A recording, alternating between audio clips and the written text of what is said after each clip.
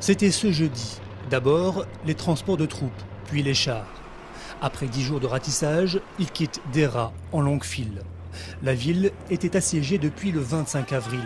Les forces de sécurité qui accompagnent les journalistes s'en tiennent au discours officiel. Nous faisons face à des salafistes et des gangs armés présents dans différents endroits de cette ville. On les a pourchassés et on a saisi une grande quantité d'armes. Deraa est devenu le symbole de la fronde contre le régime de Bachar al-Assad. Les combats y ont été très violents. Les grands axes de la ville gardent encore les traces du passage des blindés. Des douilles parsèment le sol devant la mosquée Al-Omari, qui fut le bastion des protestataires. Le bureau de la télévision nationale, la maison du gouverneur et le palais de justice ont été incendiés durant les émeutes par les manifestants. Dans la rue, le silence est pesant.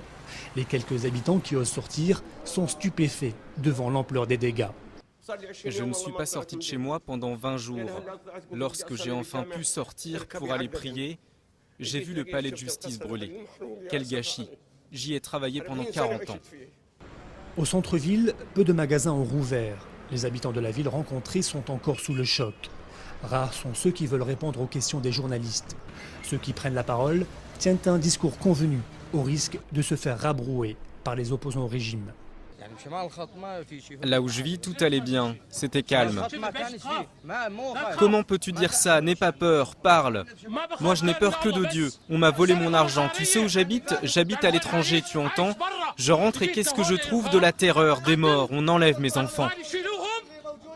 Les vendredis sont généralement des journées chaudes en Syrie, et particulièrement à Deraa, où les manifestations se terminent souvent par des morts.